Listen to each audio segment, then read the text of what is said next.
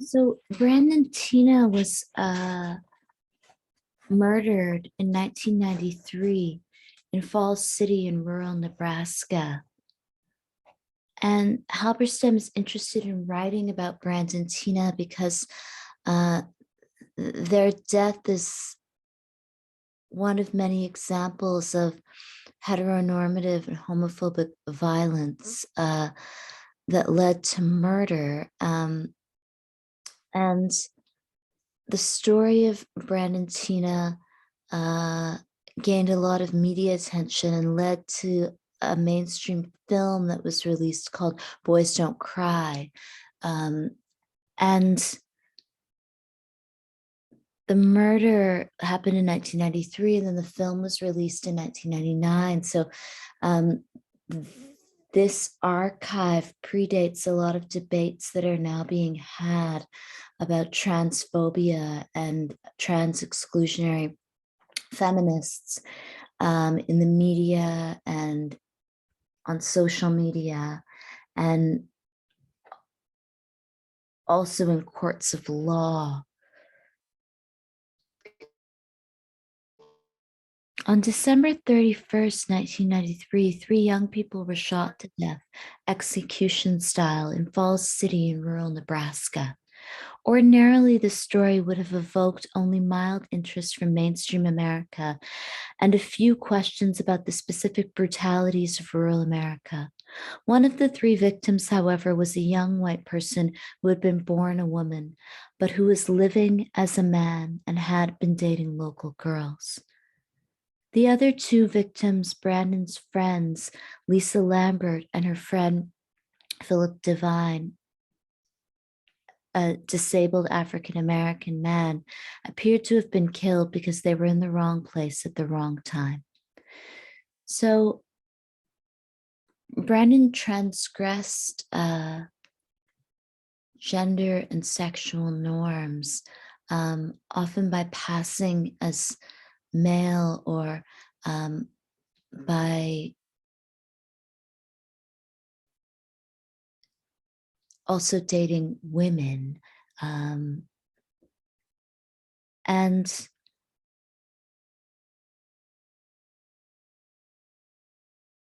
Halberstam writes of the Brandon archive in relation to the politics of transgender biography and the complications involved in telling stories about people who have created specific life narratives and who are then discussed in relation to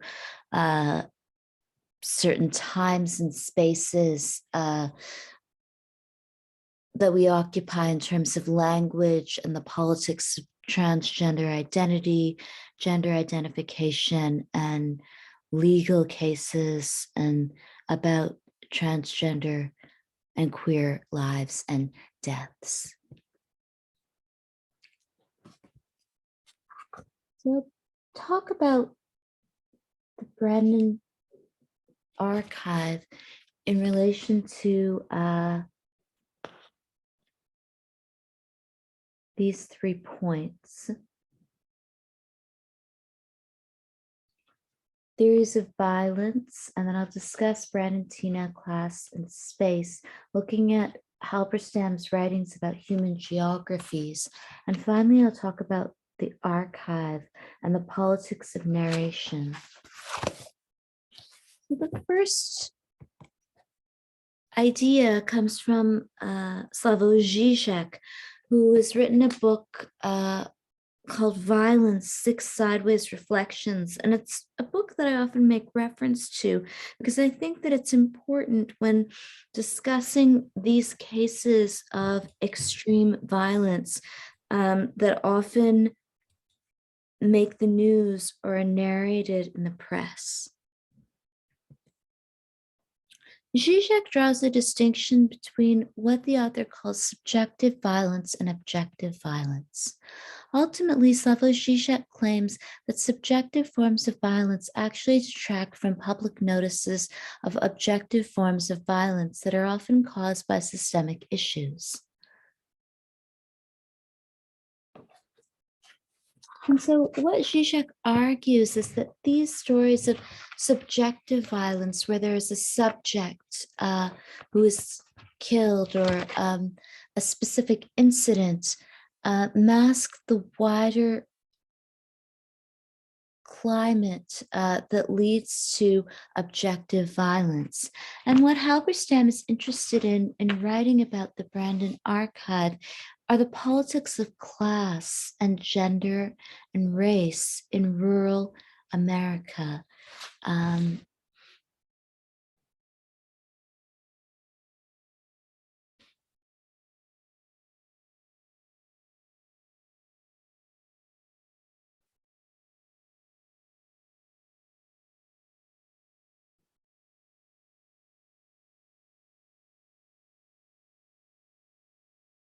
So they state that in writings about the white working class, a single-minded focus on the histories of the white working class and an abstract concept of capital can give rise to a kind of neat scheme where time dominates critical consciousness and suppresses an understanding of spatiality. So what Halberstam is interested in is complicating this narrative of the white working class in rural towns by looking at the ways that gender and heteronormativity and ideals of whiteness and Christianity also inform who can occupy certain spaces and who lives and dies in certain spaces.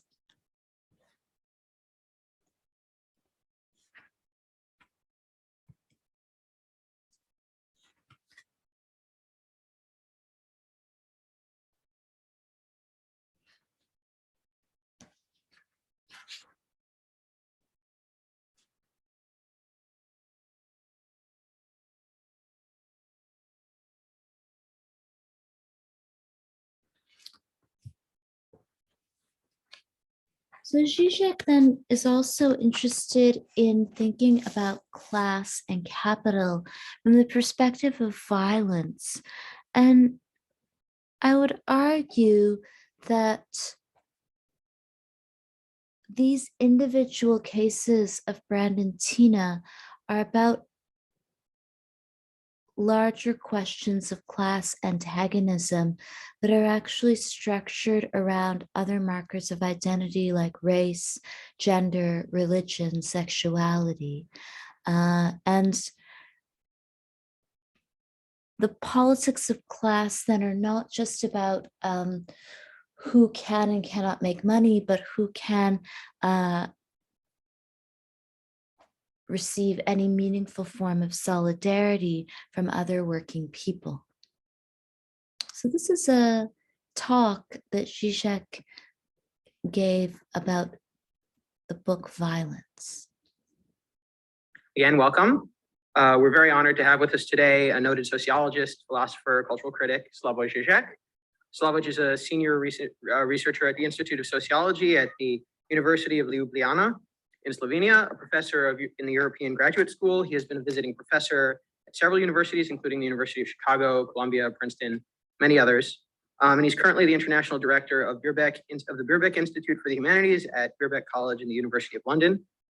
The Wikipedian horde has deemed him an intellectual outsider and a confrontational maverick. And he comes to us today to discuss his recent book, Violence, a book which challenges us to look deeper into the topic of violence, to see beyond the ephemeral manifestations of violence, a gunshot, an explosion, the clash of metal on metal, bloodstains, and to discuss systemic violence, the violence inherent in our systems of living, our way of life. In a sense, our age is an age of the age of technological and biological exploration is an age of philosophical exploration as well. I know that many of us at Google are familiar with this. And to quote Slavoj himself, which I found on the internet, of course, the age of philosophy is in a sense, again, that we are confronted more and more often with philosophical problems in an everyday level. It is not just that you withdraw from daily life into a world of philosophical contemplation. On the contrary, you cannot find your way around daily life itself without answering certain philosophical questions. It is a unique time when everyone is, in a way, forced to be some kind of philosopher. So let's take this opportunity, please, for everyday philosophy and welcome Slavoj Zizek to Google.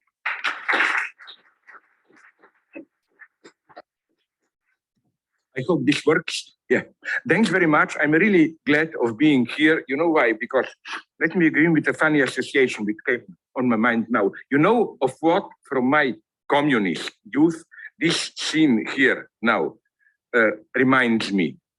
Under communism, when I was young, you not only had to work in factories and so on, but you had so-called hours of ideological education, you know, like exactly like now, like during lunchtime, workers has to see to some boring short talk which ruined your lunch about, I don't know, great results of our construction of socialism and so on and so on.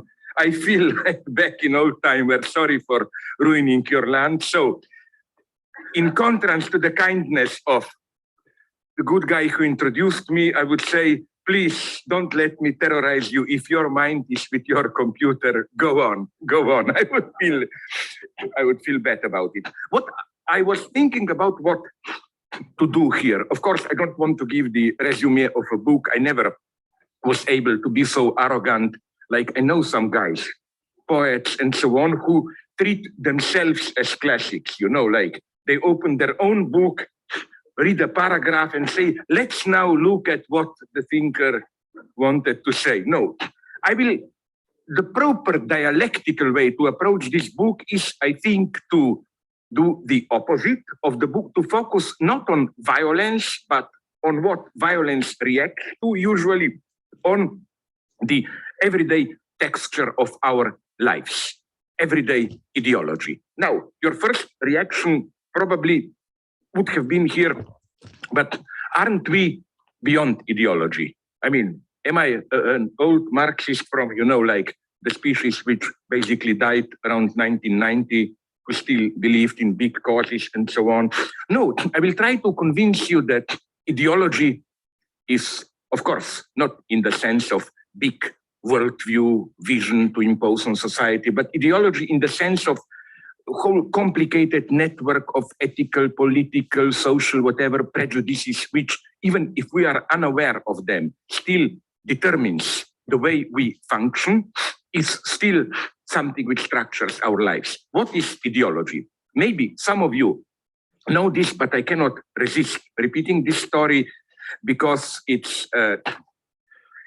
works perfectly. Namely, do you remember, you must, my God, it was endlessly reproduced on Google, that unfortunate interview of Donald Rumsfeld some 5 years ago, just before the Gulf War, when he wanted to explain where is the danger of Saddam, and he used his famous parallel, he basically developed a whole theory of knowledge, claiming that there are, you remember, knowns, things we know that we know.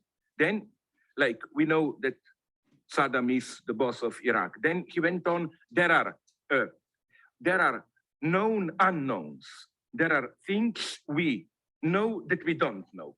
Like, for example, I don't know.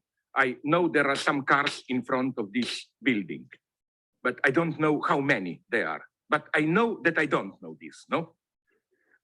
Then he went on, there are unknown unknowns, in the sense of things that we even don't know that we don't know them. Like his idea was, the unknown was how many and where Saddam has his weapons of mass destruction. Like, we don't know, but we know that we don't know. But then his paranoia was, what if there are unknown unknowns, some secret weapons that we don't even know what they are? Get it? They're more radically unknown. Now, my claim is that, okay, that was his idea. My joke here is that if you have a little bit of a sense for structural analysis thinking, you see immediately that something is missing here, a fourth term. Known knowns, we know what we know. Known unknowns, we know what we don't know. Or then unknown unknowns, the totally other. Like, we don't even know what we don't know. Something is missing, the most interesting category. Not the unknown, not the known unknowns, but the unknown knowns. Not think we know that we don't know, but things we don't know that we know.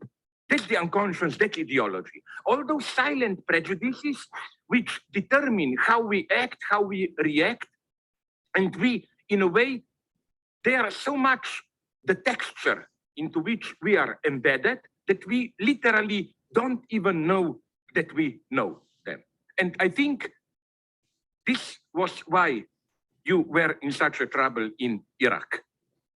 Not so much that there was some mystery that you didn't know.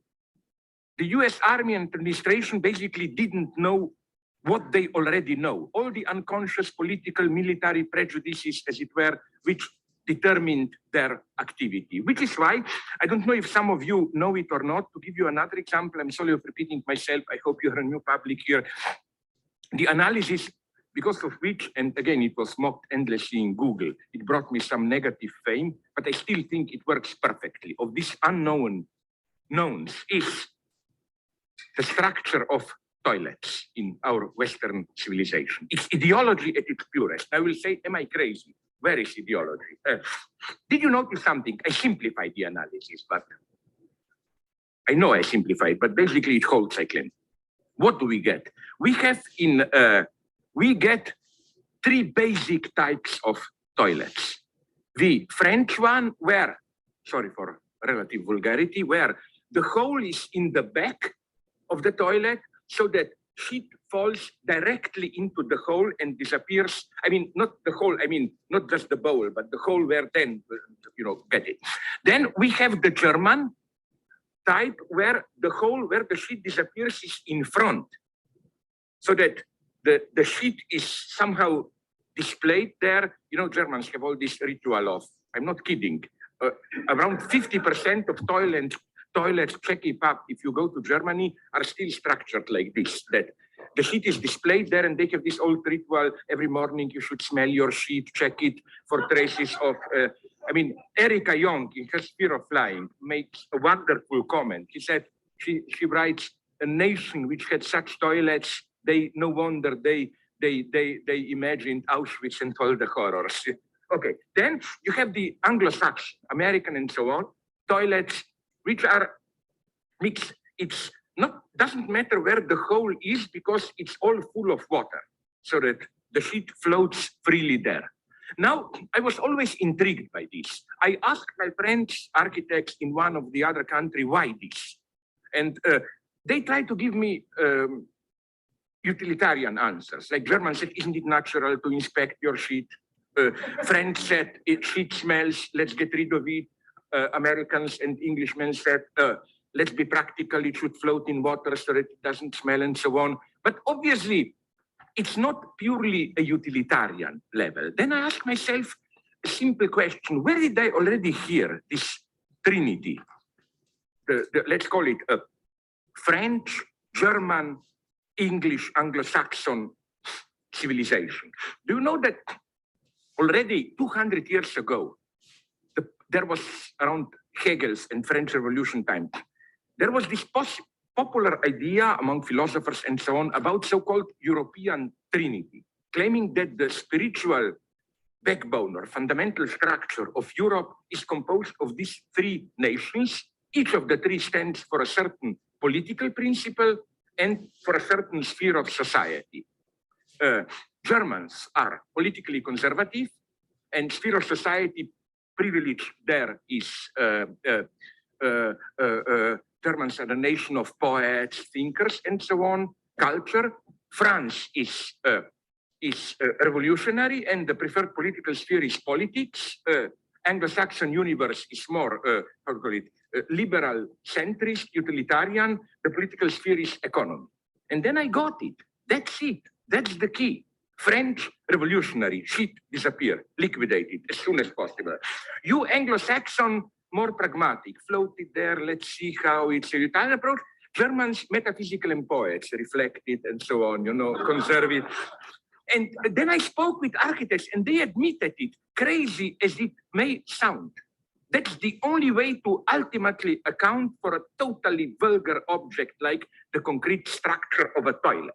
You see now my point, which is slightly more serious, not only a tasteless joke, that even to account for the most elementary vulgar object, how it is structured, the whole, I wouldn't say worldview, but basic attitude towards civilization and so on, it's not just a utilitarian object. This is what interests me, this type of ideology. Ideology which is all this set of cultural and so on prejudices which structure our daily lives. And you don't even have to be fully aware of them, especially today in our so-called cynical era, where very interesting things are happening. How do we deal with ideology today? Maybe you know it, it's also endlessly in Google, the wonderful anecdote about Niels Bohr, you know, Copenhagen, the quantum physics guy. The story is a wonderful one. The story is that once a friend visited him in Denmark, in the countryside where he had a house or go there to weekend, whatever. And the friend, also a scientist, saw above the entrance a horseshoe. I don't know how it is here, but in Europe, horseshoe above the entrance door is a sign of, is a superstitious item destined to prevent evil spirits to enter the house. So the shocked friend asked him, wait a minute, are you crazy? Why do we have this here? Do you believe in it? Aren't you a scientist? Niels Bohr answered him, my God, I'm not crazy, I'm a scientist. Of course, I don't believe in this shit. Then the friend asked him, if you don't believe in it, why do you have it there? He gave a wonderful answer, Niels Bohr. He said, of course, I don't believe in it, but I have it there because I was told that it works even if you don't believe in it. That's how ideology functions today. We are all cynics, who believes what and so on. But we somehow rely on it that it will work even if you don't believe in it, how should I put it? In this sense, we live in a cynical era, not cynical in the usual sense, bad people manipulating, but in much more refined way. We practice beliefs without believing in them, as it were. And this is what fascinates me in ideology, especially today. The old image of ideology was you have some explicit beliefs and then privately you let it know, oh, I'm not crazy as that and so on. Today it's the opposite. What was once private is now public and vice versa. Privately, we like to play that we are not crazy to believe in some stupid ideology. We just, what is ideology today, explicitly? I think some kind of a vaguely Dalai Lama spiritualized hedonism, no? It's no longer do this, sacrifice yourself, in spite of what Republicans are saying. They just react to it. Basically, ideology today is some kind of a vague injunction. Be truly yourself, realize your potentials or whatever, and so on and so on. But I claim we believe much more than we appear to believe. We obey, or whichever way you put it, much more than we appear to do. And this again is what all this tension between, let me call it, explicit beliefs or absence of beliefs, and this cobweb of, to put it in the terms of your great philosopher Donald Rumsfeld, of the unknown knowns, this is the crucial dimension. At the end, I hope I will have time, I would really like to mention briefly even the whole Sarah Palin phenomenon. I think is, you cannot understand it without, not toilets, let's forget that, but it will, because, sorry. Okay, let me go a little bit further here. Did you notice another extremely interesting phenomenon about which I've written and which points in the same direction? What my friend, Austrian philosopher Robert Faller, you can Google him to be tasteless. You know, I will endlessly repeat this joke being here, at least on the German Google. You find him. He proposed a wonderful category of interpassivity. The idea is that it's not only that we like, in what we philosophers call cunning of reason, that we like manipulate others. So you sit back, others are active for you. Robert Faller drew attention to a much more mysterious phenomenon, opposite one, of what he calls interpassivity, where we transpose onto the other our passive reaction. Others are passive for us. The most elementary phenomenon, and I love it. I think this is arguably the greatest contribution of American civilization to world cultural heritage. Canned laughter on TV, you know, when just think about it. It's a much more mysterious phenomenon than it may appear. It's not, as some wrong Pavlovian psychologists think the function of you hearing the laughter there as part of the soundtrack is not automatically to trigger your laughter. No, it works so that literally the TV set laughs for you. At least that's how it works with me. I look, it's really the same thing as, remember those, I always like them, in Tibetan Buddhism, those praying wheels or meals and so on, where you write down a prayer, you turn it around, or even better, you let the wind turn it around, and then you can masturbate, whatever, it doesn't matter. Objectively, you pray. You pray through. Here it's the same. It lasts for you. That's my experience. You know, in the evening, you arrive home, that tired, you put on some stupid show with canned laughter on TV, cheers, friends, whatever, and you don't even laugh. The mystery is admitted. At the end of the show, you feel relieved as if you have laughed. That's the mystery, how it works. And my thesis, back to Donald Trump's topic, is that it's the same with beliefs. It's not so much that we believe. We need, as it were, another one to believe for us. This is how our rituals function. For example, take Santa Claus. I mean, of course, nobody believes. I mean, parents, if you ask parents, they say, no, we are not crazy. We pretend to believe not to disappoint our children. But I can guarantee you, if you ask them, the children, they said, no, I'm not crazy. We pretend to believe not to disappoint our parents and to get presents and so on. You got the point. Nobody has to believe. Only if every individual actually existing presupposes another agency to believe, then belief functions. The whole system of belief functions. The first to use this structure consciously, politically, it's, you know, the old Israeli Prime Minister Golda Meir, who, when asked, do you believe in God? Of course, she didn't. I mean, that's the irony. Israel, who makes his claim of the West Bank like God gave us this land, is, and I like it for that, avoid a misunderstanding, is the most atheist country in the world. According to statistics that I read there, about between 60 and 70% of the Israeli Jews don't believe in God. And the irony is that, so Golda Meir was asked this. Her answer was, no, I don't believe in God. No, she didn't answer. She just answered, I believe in Jewish people and Jewish people believe in God. But the point is that there are no individual Jews who have really to believe in God. Everybody just has to evoke this specter.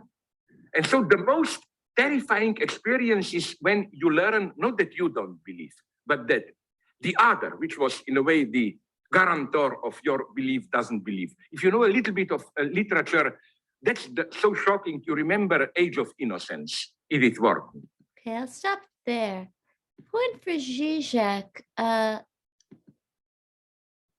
in relation to the lectures, to think about violence and the way that violence as a spectacular event like the murder of Brandon Tina obscures the ways that there's an entire ideological backdrop of rural America and class antagonism and collective belief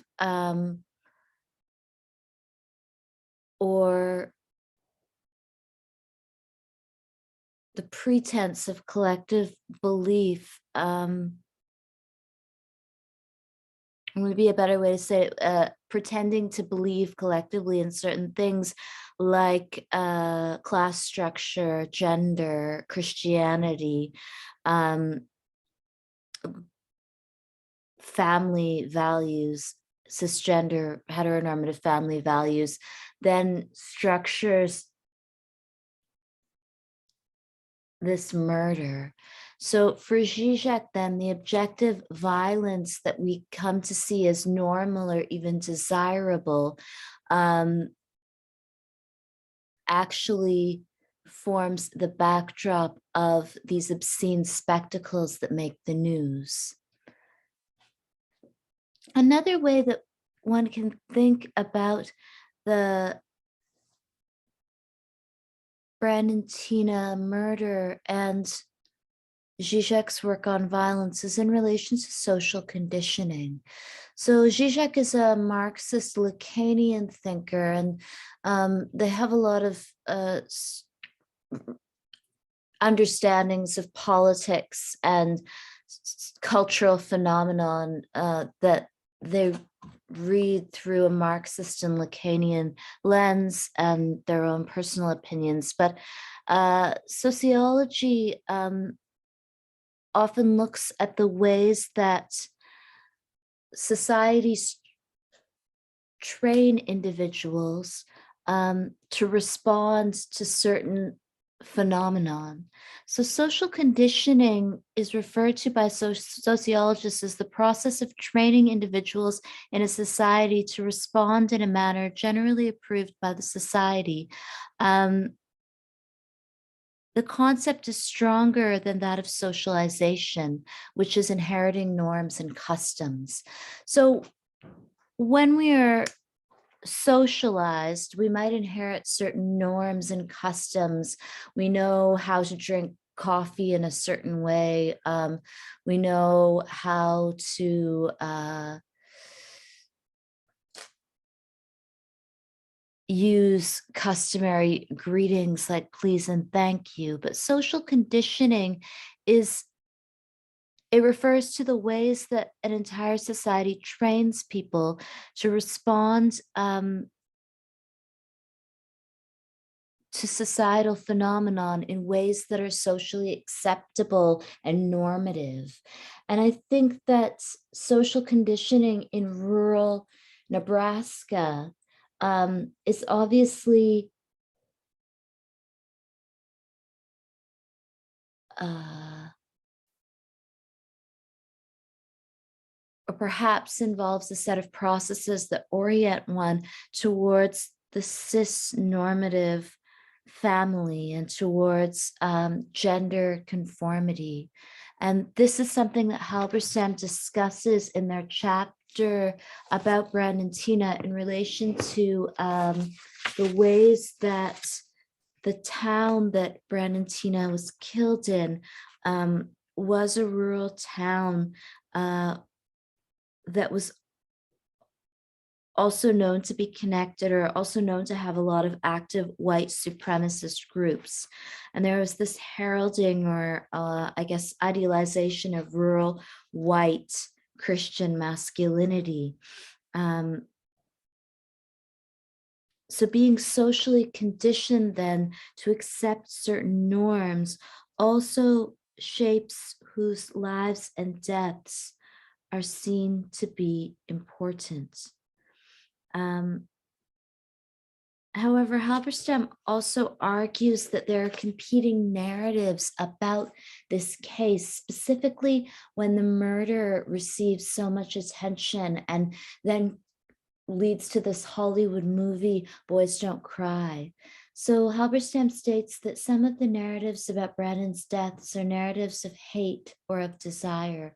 Others tell of ignorance and brutality, still others of isolation and fear. Some allow violence and ignorant prejudices to become the essence of poor white rural identity, and still others provoke questions about the deployment of whiteness and the policing of violence. So all of these stories emerge to explain Brandantina's murder in ways that I think allow the narrators to feel a certain way about themselves. So when the story is narrated in New York City after the film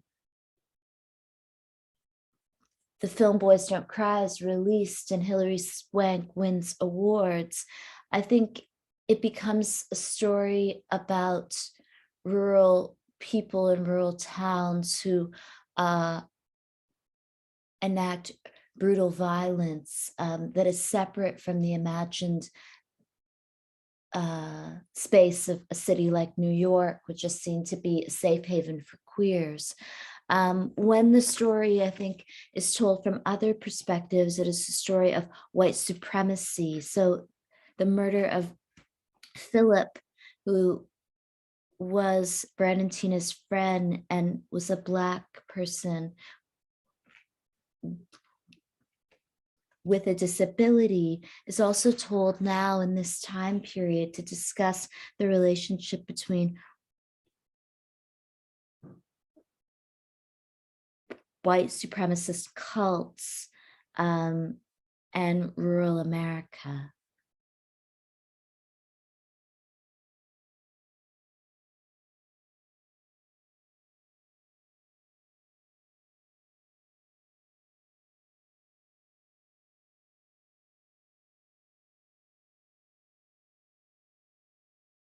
So rather than thinking of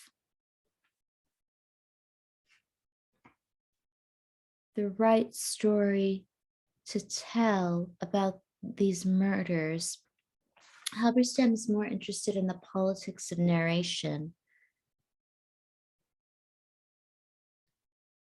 They write, the material in the Brandon archive has led me to question my own interest in the case, and it has forced me to, quote, know my place in terms of rural-urban divisions in queer communities that reactions to the story make clear. When I began thinking and writing about the murders in 1996, I approached the material with the bewilderment of a typical urban queer who wanted to know why Brandon, but also his African-American friend, Philip, did not pick up and leave Falls City as soon as they could, and furthermore, why they were there in the first place.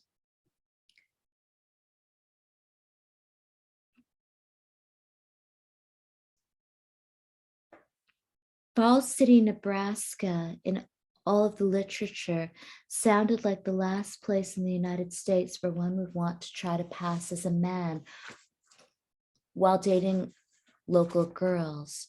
It was also clearly not a good place to be one of the few people of color in town and a Black man also dating white women.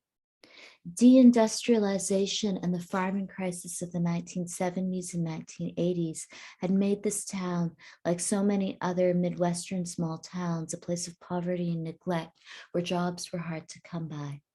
For the young white men in town, minorities were to blame for this downward swing in their fortunes, and certainly the US government offered no real hope of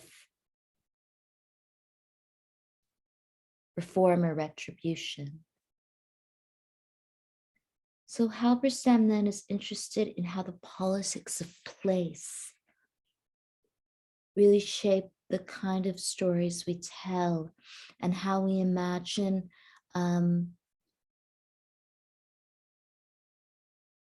queer lives and queer deaths.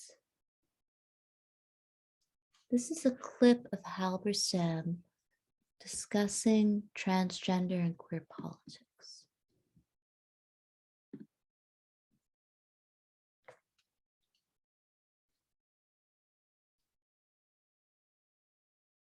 The term trans bodies refers to the changing nature of gender in an era when large numbers of people are making changes to their bodies, either using hormones or using surgeries, or simply changing their gender pronoun or their name. And this has reached a certain critical pitch of intensity to the point where we now have to rethink what we mean by gender. And so I'm using the term trans asterisk to refer to the multiple ways in which the gendered body has changed, certainly over the last 50 years, but in an intense way over the last decade. The reception of this increasing number of trans bodies in public spaces has put pressure on the ways in which we only recognize gender in the form of a binary. So we think that a body that is not male is female, and a body that is not female is male. And I think especially among young people, that binary just doesn't hold anymore. And you see that there are many different inflections and nuances to gender identity. So the crisis, the spatial crisis that this has created has to do with what, I called a long time ago the bathroom problem. which is where a social subject, is in a public space and is faced with a choice, the men's room or the women's room, and there's no other option. And so because of the wide range of gendered expressions, restrooms, toilets, public bathrooms have become overloaded in a way. The crisis around the bathroom is a reflection of a larger crisis in relationship to the gendered body. It's a very easily resolved crisis, quite honestly, because bathrooms are making a division between types of bodies that basically is no longer relevant, male, female. It's not, there aren't enough choices. So all you have to do is in any given space, have a number of gender neutral bathrooms. And what you find is in spaces where there are gender neutral bathrooms, most people use the gender neutral bathroom. So it turns out that this seemingly natural division between male and female is a division that is anachronistic.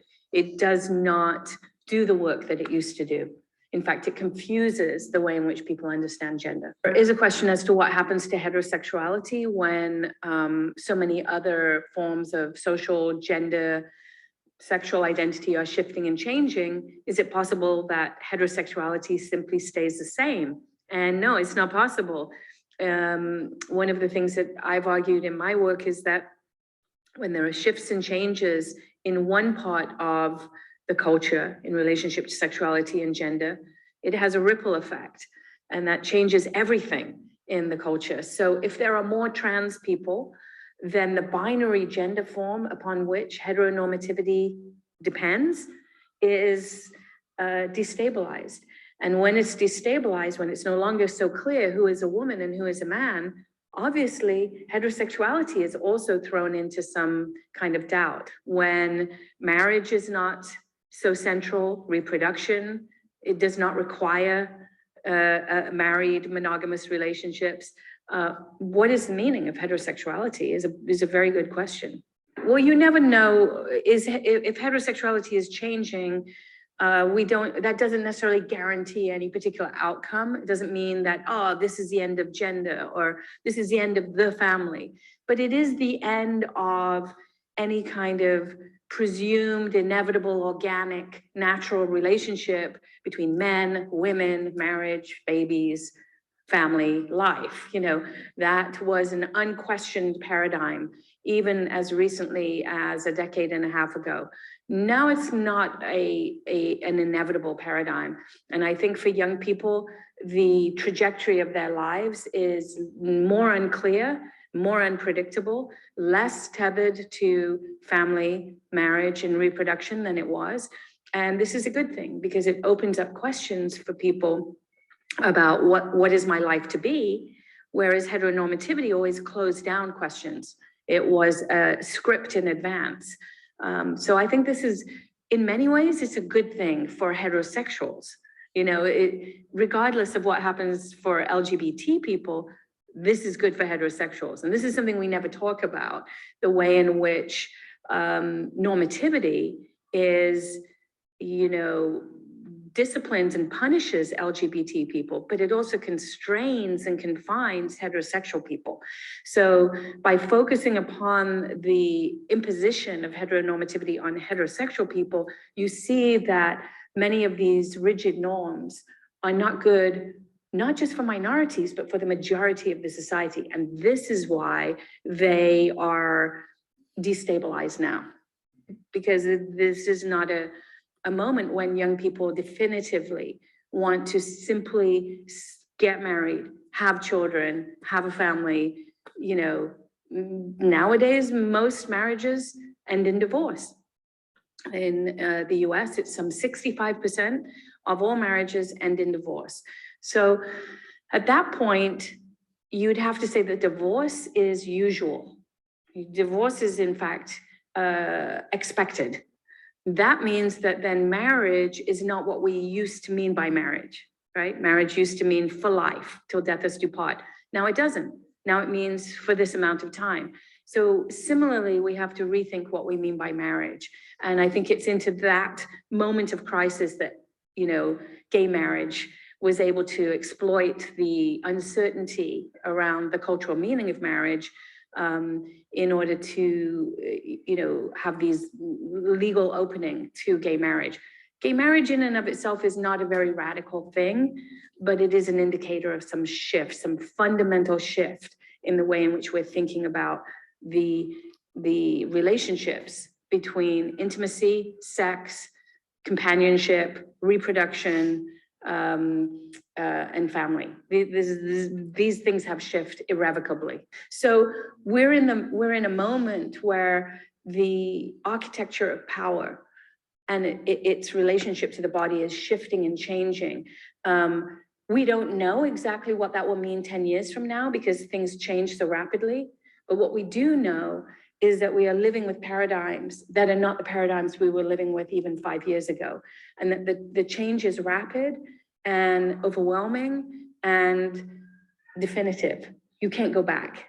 So what is the future? We have to look around. We're already in that future.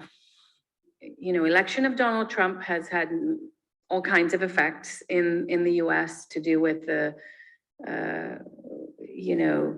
dwindling faith in democracy and sense that the political process doesn't work, and clearly shift in the understanding of what decency means or the way in which relationships between men and women should be conducted. But it's also about the ascent of a certain kind of white supremacy that now has become normalized and inscribed into everyday political life. That said, LGBT groups are not the target of Donald Trump. It's not clear. He's not a cultural conservative. He is more of a right-wing racist, and as long as there are white LGBT people who find benefit in some of the policies that Trump champions, he also receives support of some LGBT people. 14% of LGBT people voted for Trump. That doesn't sound like much, but that's actually a pretty significant number of probably mostly white men who felt that it would be financially good for them to vote for somebody who was going to, lower taxes. But there are also lots of gays and lesbians who, like Trump, think that Islam is a big problem for them and that allowing Muslim immigrants into the country is going to produce new forms of homophobia. That's honestly how some white gay, lesbian people think. It's the same in Europe, in Holland and in other places. There have been intersections between anti-immigrant movements and pro-LGBT movements. That same nexus is operating in the US and means that it's not so obvious that Trump is anti-gay or that LGBT people are anti-Trump. So this is a moment to abandon identity politics and think in terms of new forms of solidarity around the issues where there is obvious danger and precarity in terms of the new reality that Trump is creating.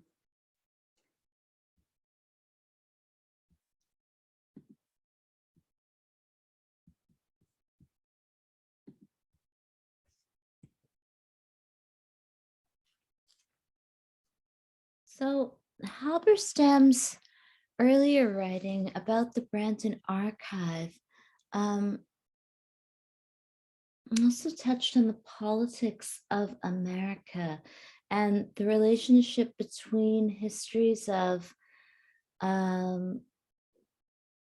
gender-based violence and white supremacy.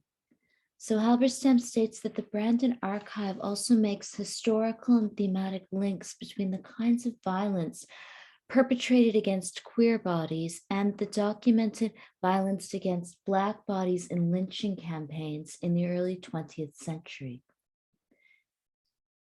Letha Dugan documents the ways in which lynching narratives and lesbian murder narratives in the 1890s mapped out overlapping histories of violence.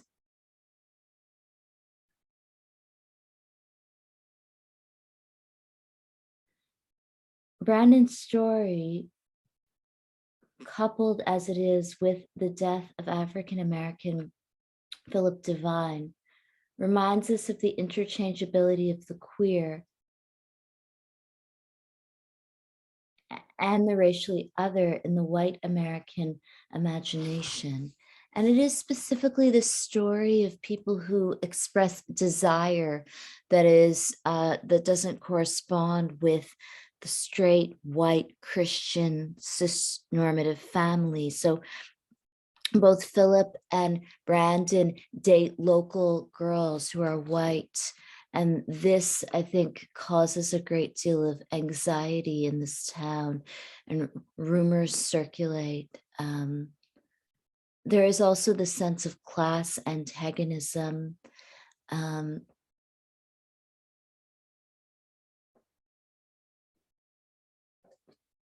And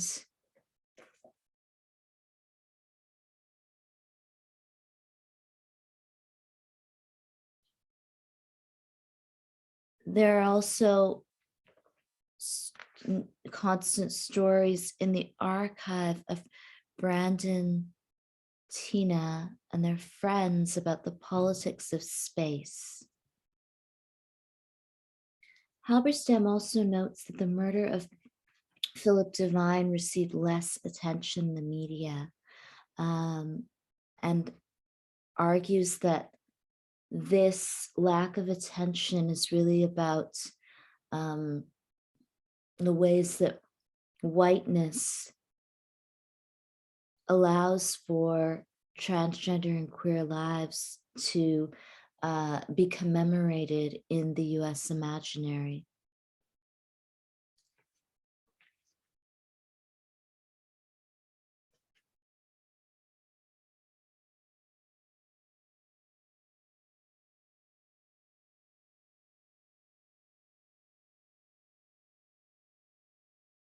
There's also little said about Lisa, who is also murdered.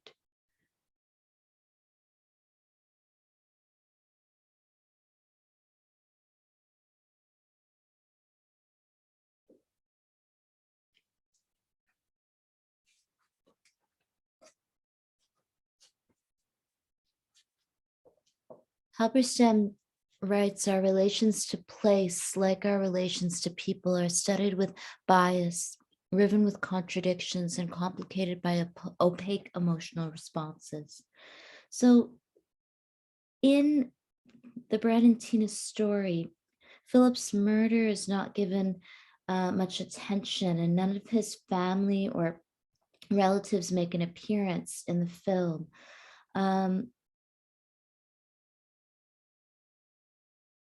While every other character in the drama, including Lisa, is carefully located in relation to Brandon and the web of relations among Brandon's friends, Philip alone is given only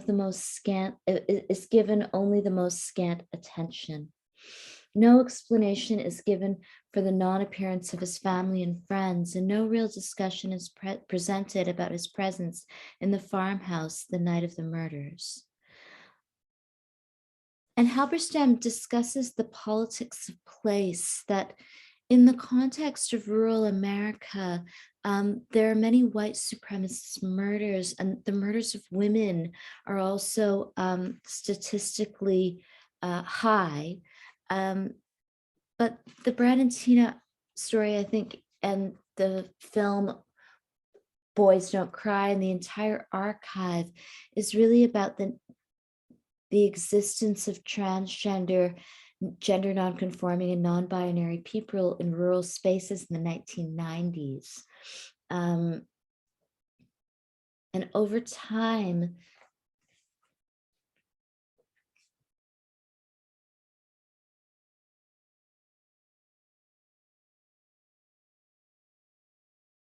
these spaces change as there is more queer and trans visibility.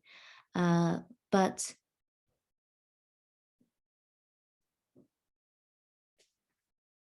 the narrative itself is often revisited, specifically as a way of also talking about the antagonisms that exist between the rural and the urban.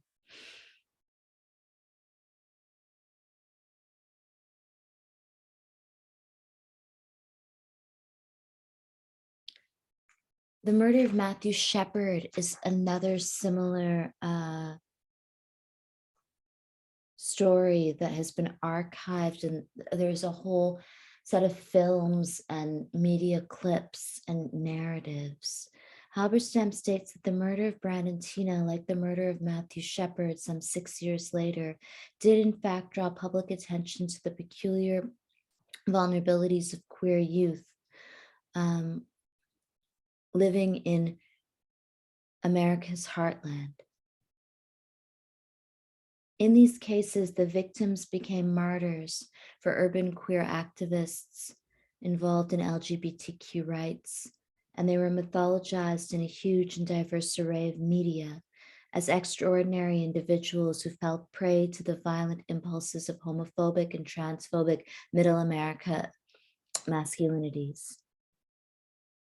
Halberstam states, however, that while it is tempting to use the materials produced in the aftermath of the killings of both Brandon Tina and Matthew Shepard to flesh out the details of the lives and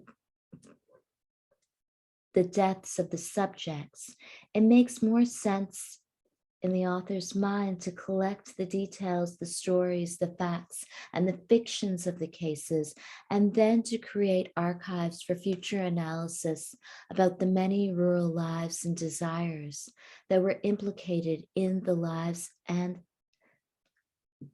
the deaths of these individuals. So rather than reading the archive only in relation to these people who were victims of transphobic and homophobic and anti-Black and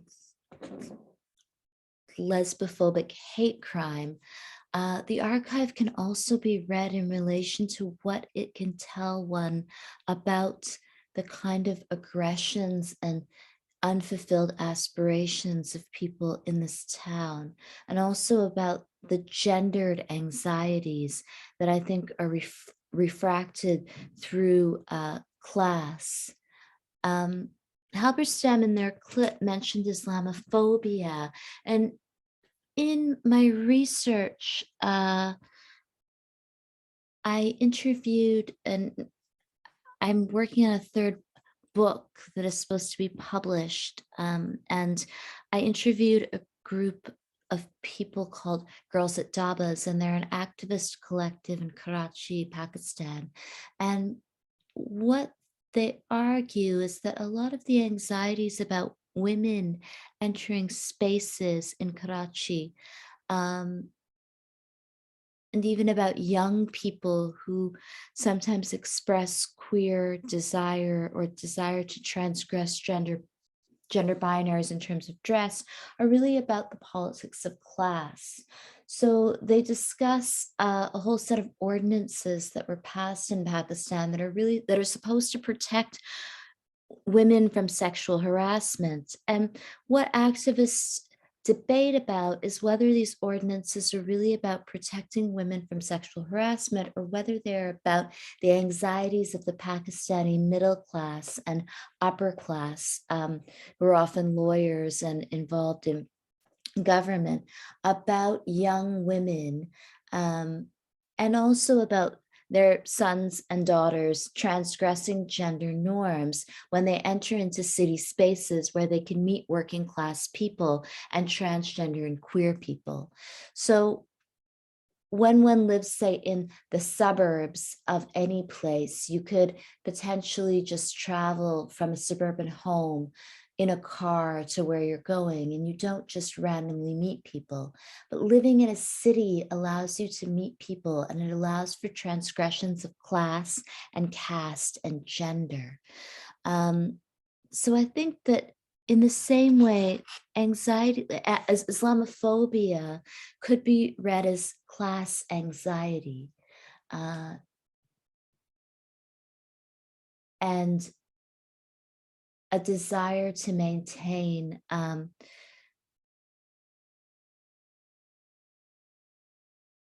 a secular or Christian global North public that is middle class. I'll play a clip of girls at Davos talking about their work.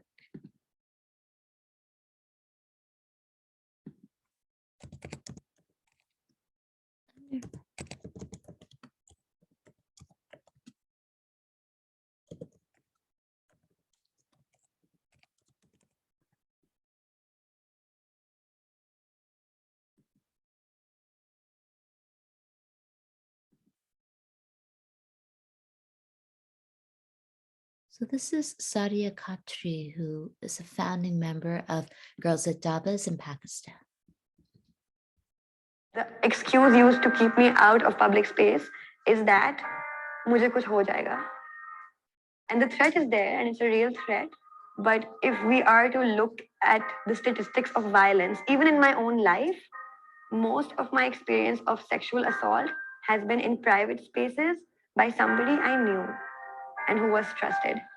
Girls at Davos is a collective of women and non-binary folks who occupy public spaces in unconventional ways. And we believe in sharing and reimagining our experiences in public spaces through storytelling. It wasn't really like Girls That Have a School Night, right? So I was going around the city, and then there were very few women here who I was actually still friends with, who I consider close. So Natasha was one, Nadia was one, and Amna.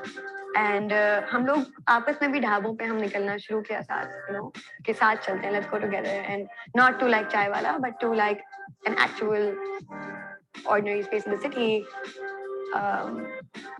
where you're part of the landscape. Although you're not really used to, you always stand out, right?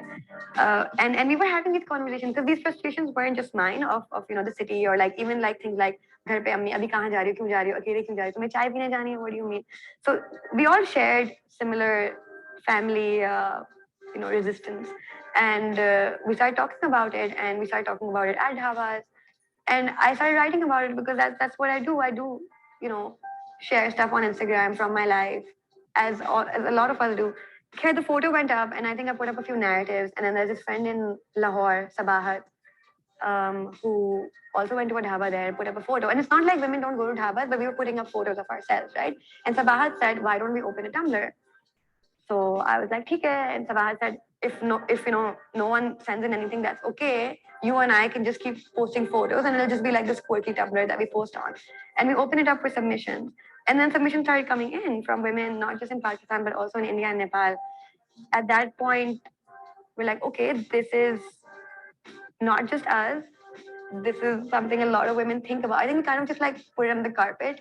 You kind of accept how things are. It's not that we're not thinking about it, but we're not talking about it because we're either actively discouraged from it, or like बहुत आपके ऊपर victim blaming हो जाती है कि तुम्हें पता है माहौल कैसा है, इस तरह की बातें. तो but knowing that more women wanted to contribute and talk about this experience, we then said, okay, we need to open a Facebook page. And at that point, I just kind of made all these other girls who were hanging out with me at Dhaba, they would be like admin bana de, okay girls, ab ye ek project hai, hum ye kar rahe, right? So it wasn't like we set out to open Girls at Dhabas. Girls at Dhabas kind of happened and fell into our lap because it was just what was going on with our lives. It's just a collection of people's experiences, either through photographs or through text. And that's something people can get on board with, because it's like, agar koi aur vulnerable ho raha hota hai, ek to you open up and you listen, and then you also feel like you can share your story. And in terms of like women talking more about abuse or even the Me Too movement, I feel like that is the shift that has happened, is we are all starting to share our stories with each other publicly without apology, and often without like, not without regard, but like in the face of really like horrific consequences and backlash, but we're still doing it because there is power in that, in speaking up and putting yourself out there. There's a reclamation of agency when I walk on the street, but also when I talk about it on social media, because that is also a space that is gendered, or जहाँ पे चीजें under the carpet brush की जाती हैं या trolls होते हैं, right? I think we don't necessarily always have a language for these things, but I think we're doing it even when we're very young, right? Like, and I really think puberty is the sort of like marker that you can identify for yourself, or a lot of women can. आपको periods होते हैं, just the attitude shifts in the family, or when body hair starts coming, just the way you're suddenly made aware of how you are a sexual being. something was like, certainly, I think you're going through a lot of changes when you're a teenager, and your body's going through a lot of changes. And I just didn't have anywhere where to direct those sort of experiences or thoughts and frustrations. T2F was a space that really helped, because I started going there and I met all of these wonderful older people, Sabine, Jack, and they just kind of like took us under their wing, not knowing anything, but just like, okay, you're questioning things or want to learn, and just kind of showed us that another way of living was possible. I was also interested in writing, but घर से उसका इतना कोई support नहीं था. So T2 से थोड़ा दिमाग खुला, and then I got into college. One of the biggest things I learned at Mount Holyoke and with the women there was that the personal is political, right? So it is our everyday where we will be able to resist perhaps the most meaningfully sometimes, because it's happening all the time, right? And when I came back, I just I just feel like there was this heightened sense of comparison. It wasn't just Mount Holyoke, it was also, I lived in Nepal for 3 months in 2013, and I was there on my own, and it is a South Asian city, but it's really friendly to women. No place in the world is safe. I have learned that the hard way, but there are certainly places that are more welcoming and conducive to, you at least developing a relationship with the city. And I had experienced that in Nepal, in Kathmandu, and also to an extent at Mount Holyoke. But when I came back to Karachi, it was just like, ye kya ghutan hai? My body felt not comfortable outside. It didn't know how to be outside. There was this fear all the time, and just I had seen a life where I could exist in a different way in Kathmandu, and I wanted that for me in Karachi. रास्ते नहीं पता होते थे यहाँ पे. Kathmandu में I can I could draw a map, but here I couldn't get you home from anywhere in the city because I'm just not familiar, and that's not fair. It has been the women in my life, and therefore it is very much about everyday lives, and I understand that gets selfish at times, but also learning to recognize that those everyday things are linked to structural violences. But my feminism is also about class, is about whatever identity politics play a role in that space or society where you are currently existing. जब हम शहर की बात करते हैं, हम ये भी बात करते हैं कि how do we treat lower class people, right? And how do we treat them with hostility? So, for example, a good way to understand this is that my experience of sexual assault has not been on the streets, but I am told, don't go into the streets because that man on the street, meaning that working class man, तुम्हें कुछ कर देगा. तो मैं उससे डरती हूँ, वो मुझसे डरता नहीं है, but वो मुझे protect करता है कि जब मैं बाहर जाती हूँ, then एक benevolent otherization होती है और हम दोनों एक दूसरे को exclude करते हैं. तो public space उसके लिए भी safe नहीं है और मेरे लिए भी safe नहीं है. So these two identities are working together to exclude multiple identities, and it's really important to recognize that. So we can't just talk about gender when we're talking about feminism. We have to also talk about class. We also have to talk about sexuality. So I think there are categories of negativity.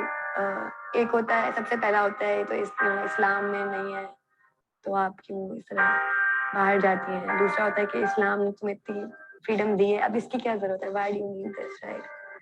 And the third is just I support feminism, but this is going too far. Today you're doing this, tomorrow you will be nude on the streets. We get comments like that sometimes. आज आप लोग ये करें, कल आप लोग नंगे घूम रहे होंगे. On the whole, though, I would say it's been surprisingly supportive. I think the most hate we got was probably when we started putting up posts supporting PTM and when we were supporting Kandil. Sometimes aap bahar hote ho and it can be something small, or it can even be something someone says to you that just really throws you off, and all the hard work you've done of all those days of making yourself comfortable and battling your fears and putting yourself out there, it just comes crashing down, and you really question whether this is worth it, whether this is going to change anything. I'll be down the dumps all alone, but then I'll go and meet my siblings or my feminist friends, and they'll remind me why we originally did this. And so you have good people around you who you keep close, who remind you of your politics and your ability to change something as little as it is, even if you're in your own life.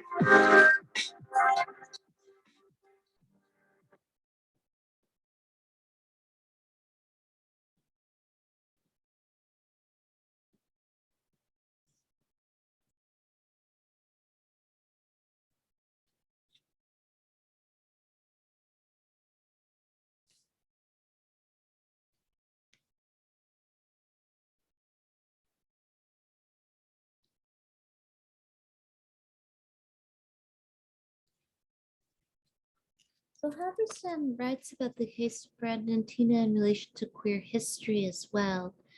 And they state that there's not been as much time in writing or recording or litigation, and considering those subjects remain outside the ambit of medical and psychological protections of identity. And it's interesting to think about how Tina's narrative and what people say changes from 1993 to now in terms of the ways that one's life is made sense of in time. And so in retrospect, the Tina murder now seems different, and the language that people would use has changed because of how much has changed in terms of legal rights and debates regarding transgender identity. Even language around like non-binary and transgender has changed. And Halberstam argues that this is again something that is really can be thought of in relation to space and the rural-urban divide. And my research has been about India and Pakistan, so I would also argue that the ways that people perceive of gender and sexuality is really about space and the politics of class. So the kind of terms that someone would use to discuss themselves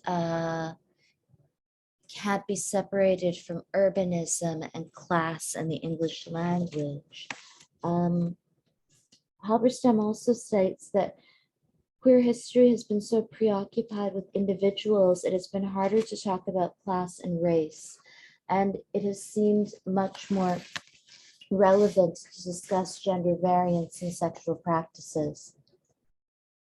All too often, community models are offered only as a generalized model of many individuals, rather than as a complete interactive model of space, embodiment, locality, and design.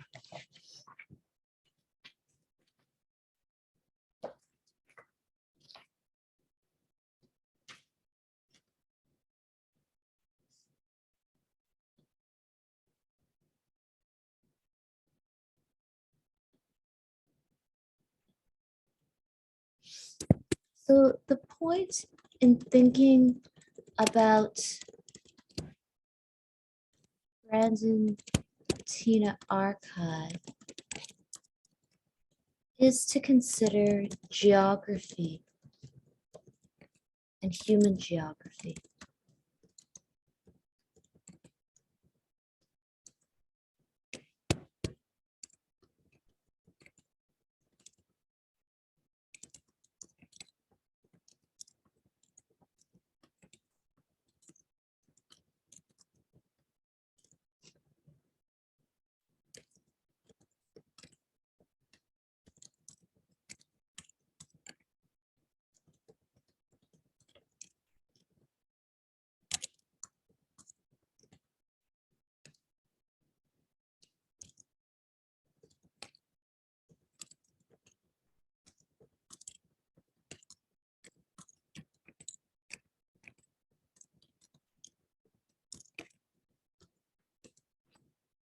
So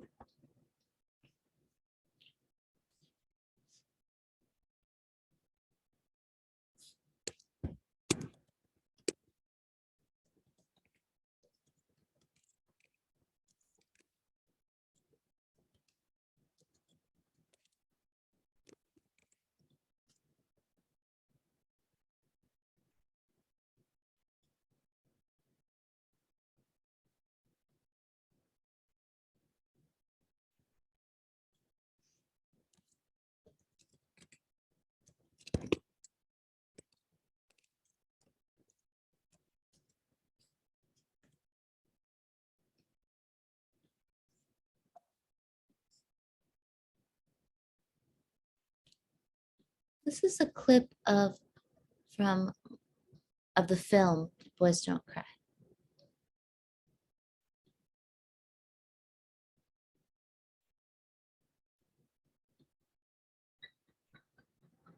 What were you like before all this? So you're a boy. Now what? You want the truth, don't you? No. I'm trying to get it to be English. Hold on. I don't know why it says that.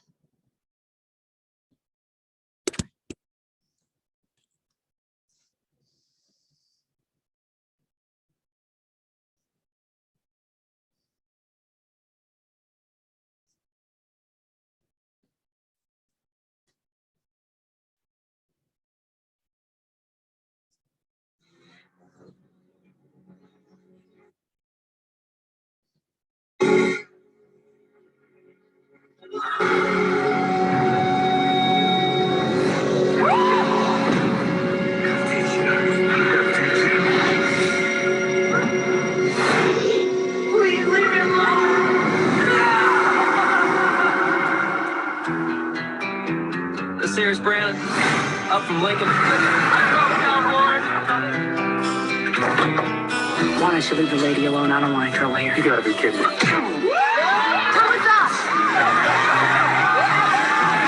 What's your name again? What are you seeing now? You wouldn't even believe it. I'm gonna ask her to marry me. It is so good down there.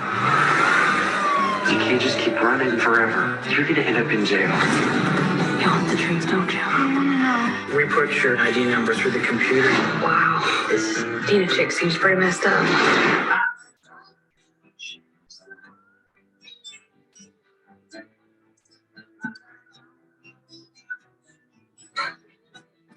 I've been telling you all along you couldn't trust him. Don't even think about it, John. I'm just looking out for you. I just want to entertain you. Something's totally weird. What have you done tonight, baby? I want to know the truth. I can explain. We can work this out. You know, we do lie. Please leave me alone. We can just beam ourselves out there. You've got her brainwashed. I'll kill you for lying.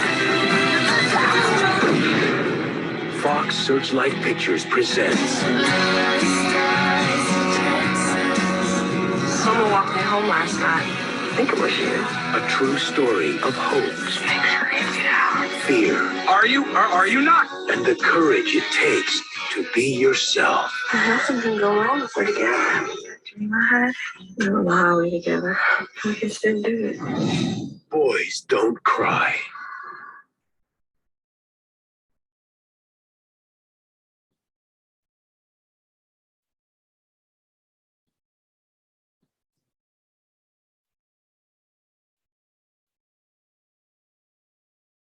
So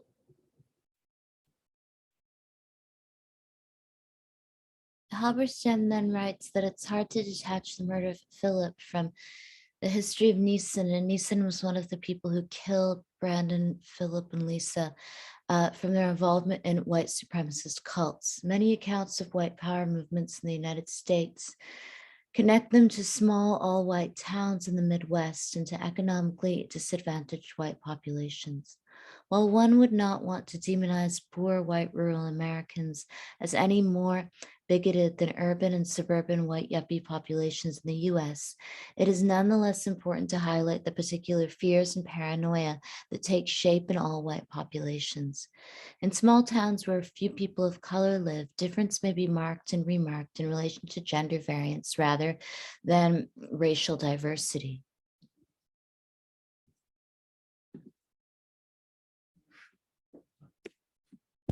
So what I found in the last 10 years, or what I have experienced, is that whiteness and white supremacy has colonized every other form of difference. Meaning, Brandon, Tina's narrative gains attention in this time period as the loss of white life. The same is true with the media attention given to white people with disabilities.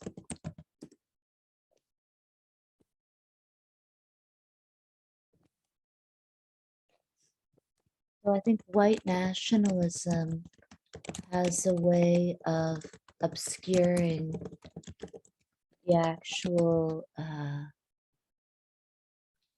embodiment and lives and desires of people who are marginalized in order to garner support for an imagined white Christian nation.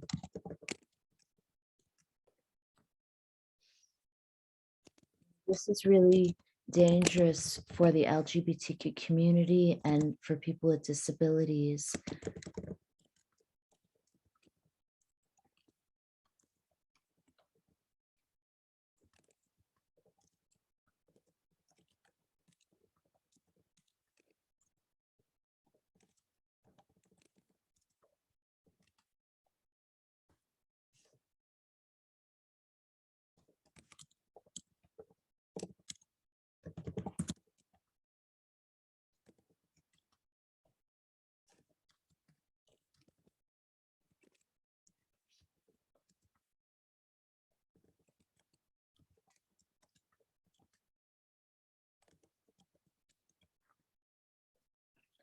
So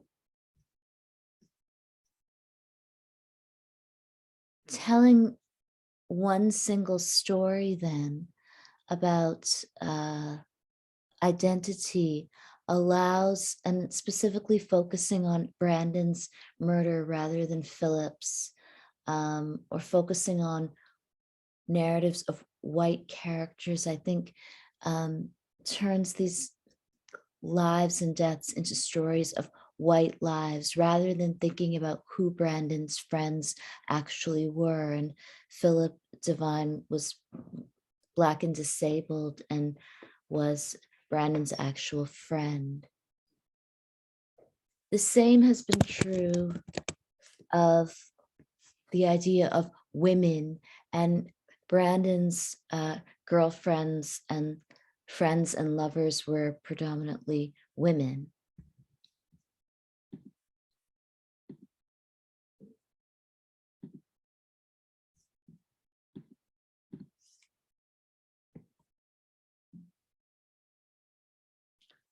So Halberstam discusses the Brandon archive and archiving loss.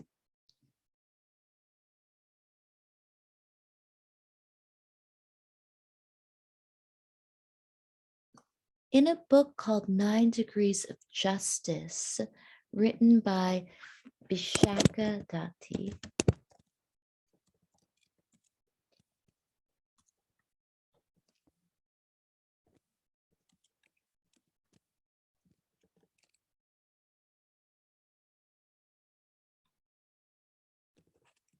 a book about feminist jurisprudence for anyone interested in law school or just interest.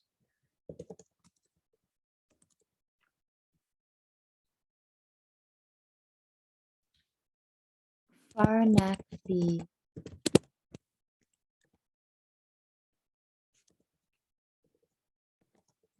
writes about the relationship between social movements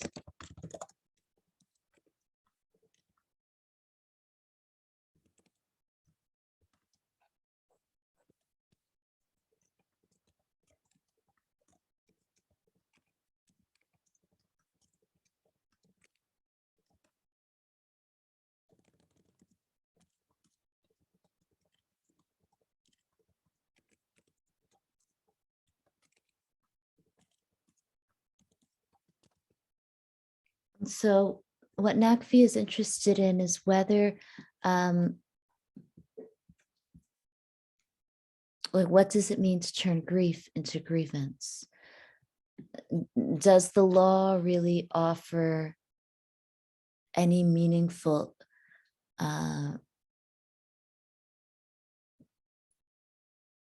form of resolution for grief?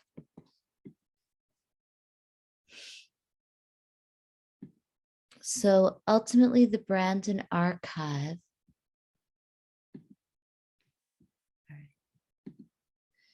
is not simply the story of a young queer misfit in rural North America. It is also a necessarily incomplete and ever-expanding record of how we select our heroes, as well as how we commemorate our dead. James Baldwin writes, "The cowardice of this time and place, this era, is nowhere more clearly revealed than in the perpetual attempt to make the public and social disaster the result or the issue of a single demented creature." And so it brings us back to Slavoj Zizek and violence. That there isn't one story of monstrosity, but rather systemic violence functions to create these tragedies.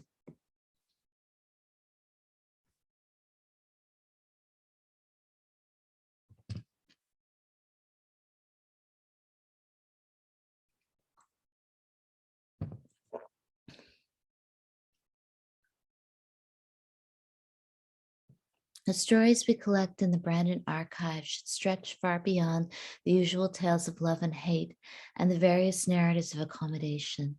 This archive lends us precisely the kind of evidence for things not seen that Baldwin sought.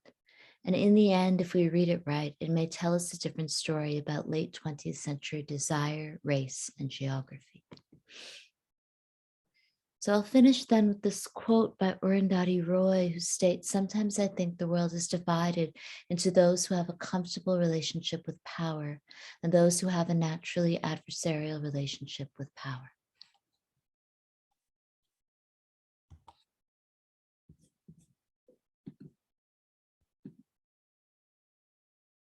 So that's the class. Do you have any questions about the assignments, about anything?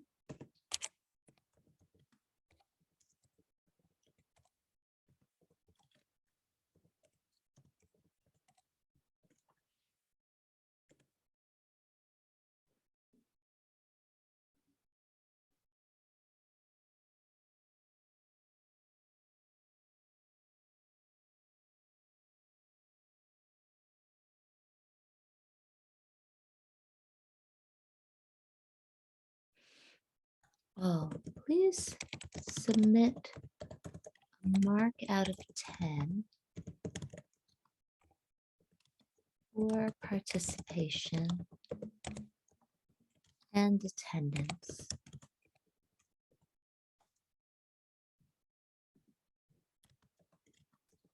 In the Dropbox with your final.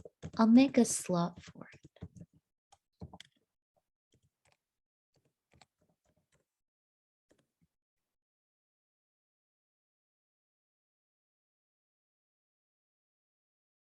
Yes, Sage? Hi, I'm doing the creative option for my final assignment, and I just wanted to make sure, I've already done it, but I was wondering for the one-page description of it, is that single space or double space? Because I have a lot to say, and I don't know if I can do double space. So I was just wondering. Oh, it's fine. You can, the length isn't a problem. Please submit work that you feel reflects your interests, even if it's very long, that's fine.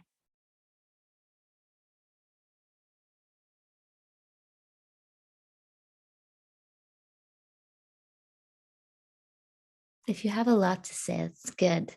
And I think it's, you should submit as much work as you want to.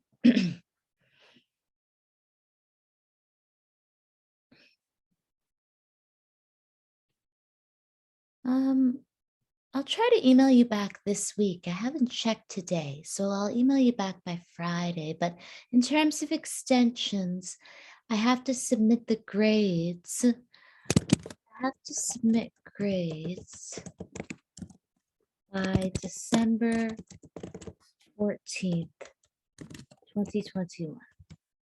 So please try to submit your work by Friday or Sunday at the latest. If you need to submit your work after Sunday, let me know. And I will contact the department.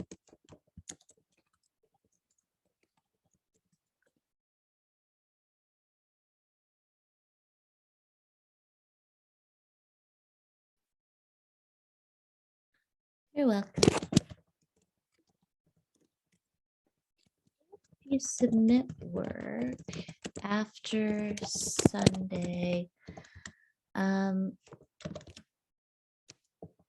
can probably get an extension into January, but it will have to go through CDTS because I won't be teaching there in January. Someone else will have to mark it. So it's fine though. It will just go into January. They might contact me and I can mark it, but they might get someone else. But you can still submit work by next semester as well. It will just have to go through them, but it should be fine. Any other questions?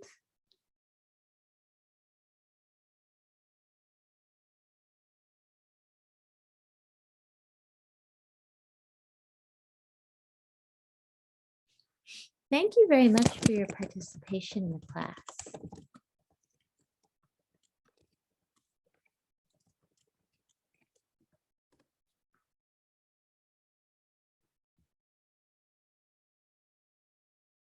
Any questions about the assignments, anything? I'll try to get back to you over email, but this is the last week for all the classes I teach, so it might take a few days. So if you have questions about the assignments, anything, please let me know now.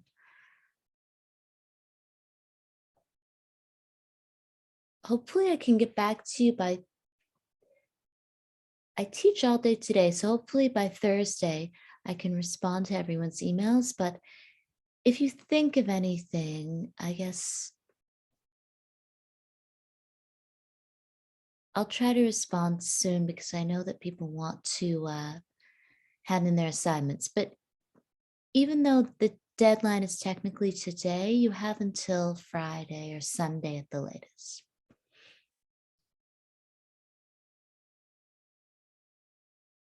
Okay, thank you very much. Sage, do you have a question? Sorry, yeah. Real quick.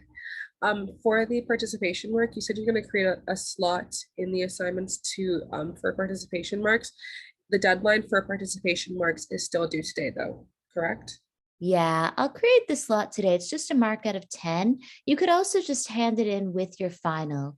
Okay. You don't need to justify why you're giving yourself the mark, just a mark out of 10. But I'll actually create it right now so you can submit it online. But I'm going to leave all the assignment tabs open until the end of next week.